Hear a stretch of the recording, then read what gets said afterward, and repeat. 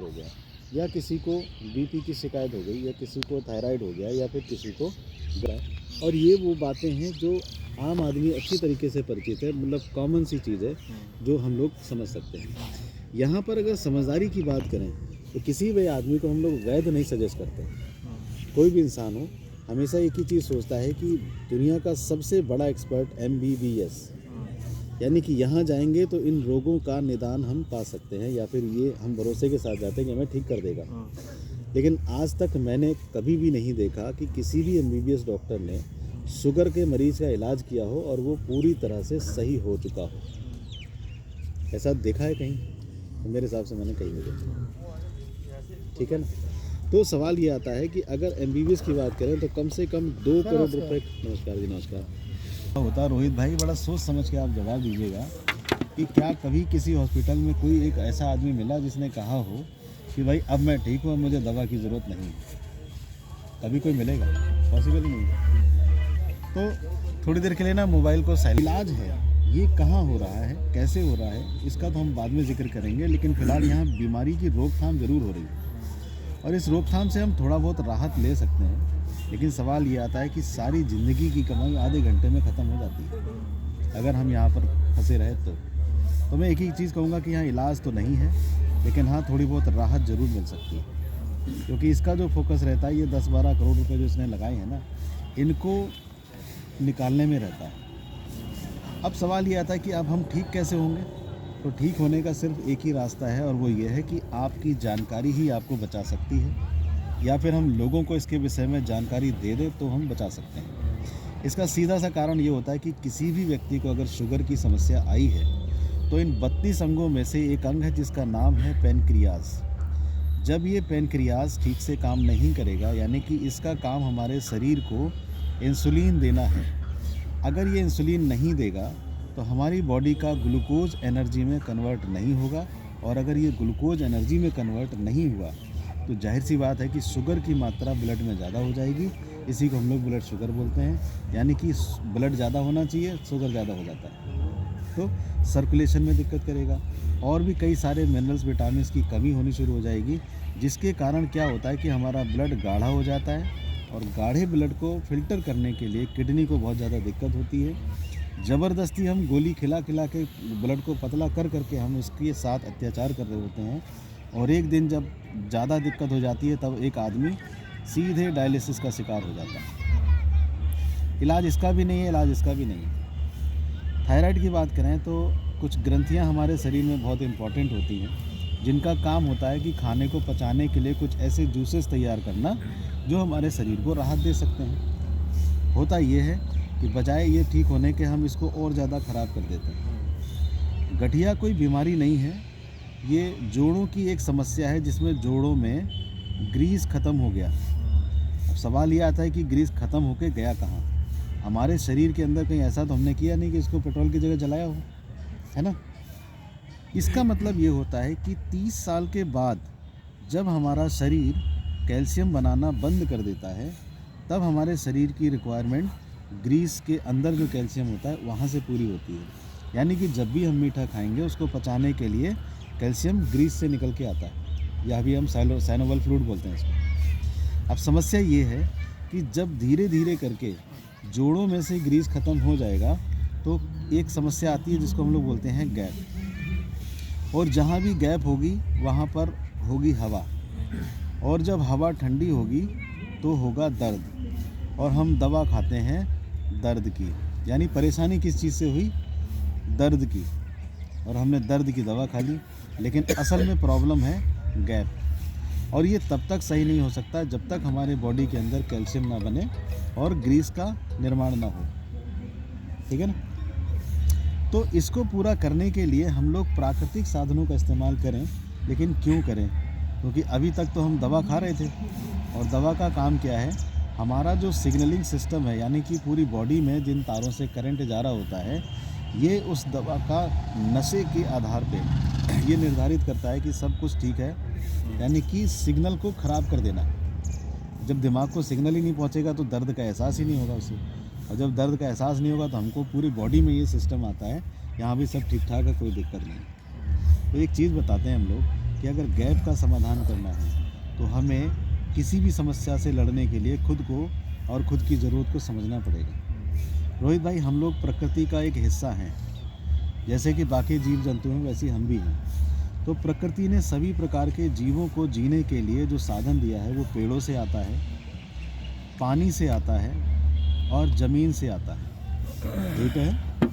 अब जितने भी प्राणी हैं वो डायरेक्ट हवा, पानी, भोजन जो लेते हैं वो सीधे प्रकृति से लेते हैं, तो उनका जीवन 100% तक ठीक रहता है।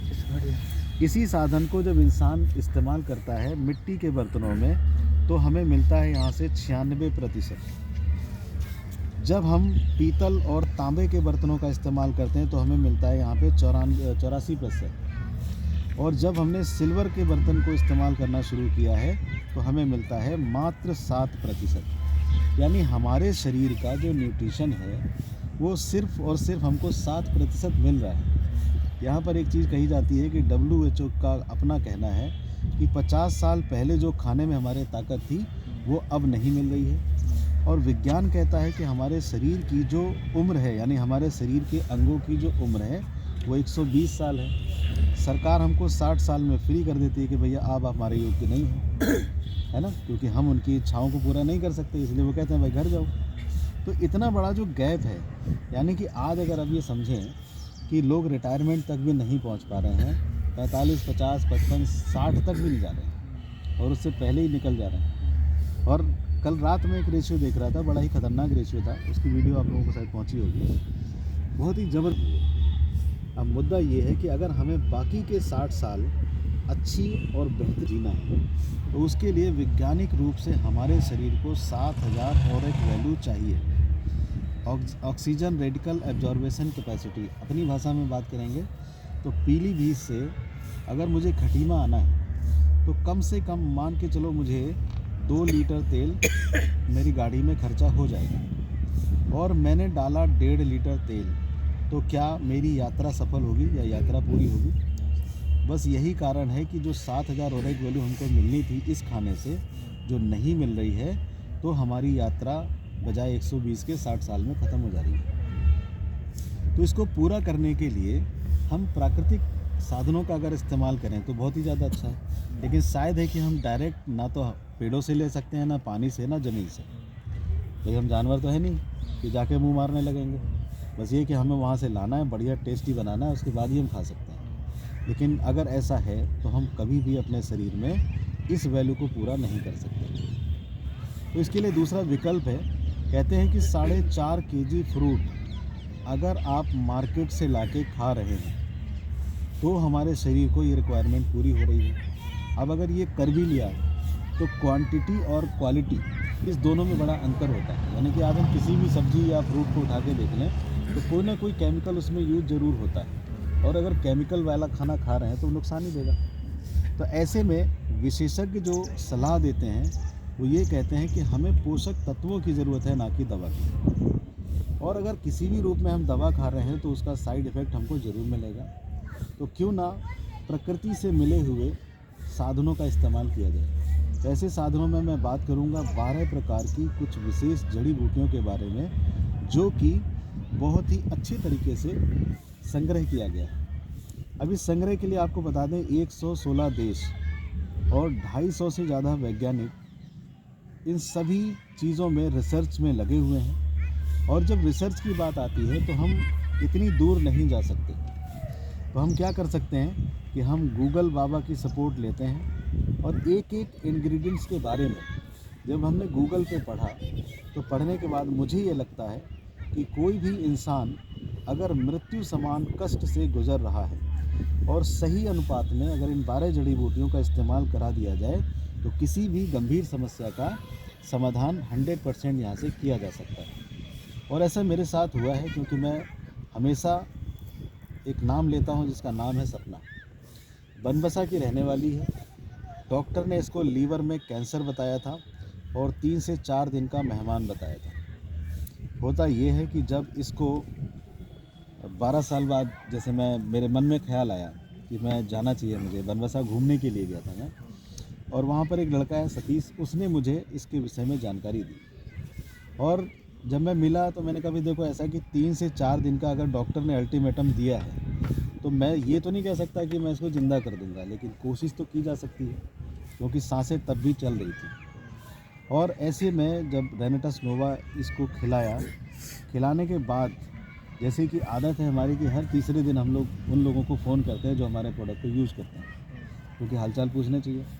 होता ये है कि तीसरे दिन जब मैंने कॉल किया तो उसकी माँ ने फ़ोन उठा के ये कहा कि आज इसने रोटी भी खाई है और पानी भी पिया। तो मुझे बड़ा अच्छा लगा, मैंने कहा चलो बहुत अच्छी बात है। 7वें दिन जब मैंने फिर कॉल किया तो पता लगा कि नहा धो के आराम से बैठी है और नाश्ता पानी करके बैठी है, घर का काम भी उसने किया था। अब मैंने उनसे पूछा कि मैडम माता जी अब बताओ कि क्या स्थिति है, अब आपको कैसा फील हो रहा है? बोले कि भैया अब तो ये खूब जिएगी, ये ऐसा लगता है। रोहित भाई आज भी ज़िंदा है और अपने परिवार का पालन पोषण करने के लिए खूब मेहनत कर रही है, ठीक है नहीं, क्योंकि उसका कोई भाई नहीं है और 2 बहनें हैं छोटी छोटी, ठीक है नहीं, मम्मी है, पिताजी एक्सपायर हो गए हैं, तो अच्छा खासा परिवार ठीक ठाक चल रहा है। मतलब ज़िंदा रहना ये अपने आप में बड़ी बात है। तो रोहित भाई इसके हिसाब से अगर मैं कहूँ तो आप मेरी बात पे पूरी तरह से विश्वास करेंगे, ये अपनी अलग बात है, लेकिन गूगल पे जब आप जाएंगे और इसके विषय में पढ़ेंगे तो ऑटोमेटिक आपको भरोसा हो जाएगा कि आप ये चीज़ बढ़िया है। लेकिन हम अपने स्तर से चंद जानकारी और देते हैं, वो ये है कि रेनेटस को बनाने के लिए पूरे 6 साल का वक्त लगा है, 200 करोड़ रुपए की करीब लागत खर्च हुई है। इसको बनाने वाले हैं डॉक्टर राजदीप दत्ता, जो कि scientist of the year 2017 USA के द्वारा सम्मानित हैं। अब इनके अंदर कुछ दिमाग है तभी तो यूएसए सम्मानित कर रहा है, वरना हमारे जैसों की क्या वैल्यू है ना। तो हमें अपने दिमाग की पूरी क्षमता पता है, लेकिन इन्होंने जो किया है मानव कल्याण के लिए, उसके लिए इन्होंने 2017 का ये अवार्ड मिला है। अब सवाल ये आता है कि 200 करोड़ रुपए में अगर कोई प्रोडक्ट का निर्माण होता है तो मार्केट में तो उछल कूद मचानी चाहिए इसको, लेकिन सभी लोगों ने बड़ी जिम्मेदारी के साथ 5000 लोगों पर इसका ट्रायल किया। ट्रायल करने के बाद जो रिज़ल्ट मिले हैं, उस रिज़ल्ट के बिहाफ पे 3 जुलाई 2018 से मार्केट में इसको लॉन्च किया, और 2018 से मार्केट में लॉन्च करने के बाद आज अभी लगभग 5 साल 7वां महीना चल रहा है, और 5 साल 7वें महीने में अभी तक 2.25 करोड़ से ज़्यादा रेनेटस नोवा की सेल हो चुकी है, यानी कि लोग इसको इस्तेमाल कर चुके हैं। नियर अबाउट 40 लाख से ज़्यादा लोग संतुष्ट हैं इस प्रोडक्ट को यूज करने के बाद, और एक सिंगल कंप्लेन नहीं है किसी भी तरह से, ना मेरे पास ना कंपनी के पास। तो यूज करने के बाद लोगों को विश्वास होता है और अपने तरीके से ये काम भी करता है। लेकिन मैं लास्ट में एक बात ज़रूर कहता हूँ कि हम दवा नहीं दे रहे, मतलब ये रेनेटस नोवा जो है ये दवा नहीं है और किसी भी बीमारी को ठीक नहीं करते, क्योंकि हम कोई डॉक्टर नहीं हैं और ना ही कोई हम दवा दे रहे हैं। लेकिन सवाल ये आता है ऐसे में कि अगर ये दवा नहीं है तो रेनेटस नोवा को क्यों खाना चाहिए, क्यों लेना चाहिए? क्योंकि मैं आपको बता दूं कि हमारे भोजन में वो शक्ति नहीं है।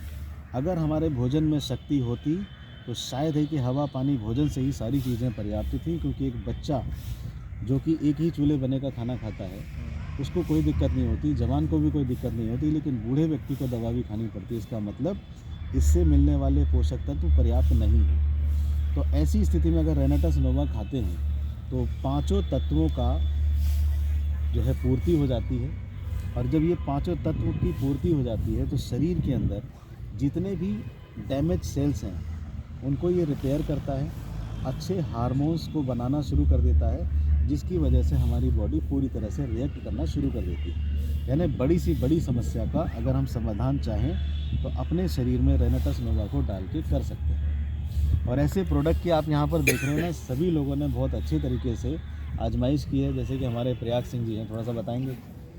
मुझे पायल से शिकायत थी, माउथ अल्सर था मुझे जी, तो इससे मेरे को बहुत अच्छे रिजल्ट मिले, ठीक हुआ।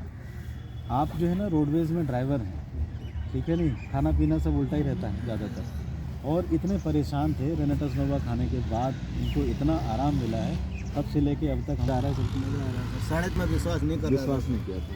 3.5 महीने जैसे क्रॉस हुआ मेरे को अच्छा लगने लगा, मैं अच्छा होने लग गया तो मुझे विश्वास हो गया, तो जैसे मैं खाता रहा फिर लोगों को भी देता रहा। आप तो हमारे मैं आज लक्ष्मण प्रसाद जी हैं, रोडवेज में परिचालक हैं।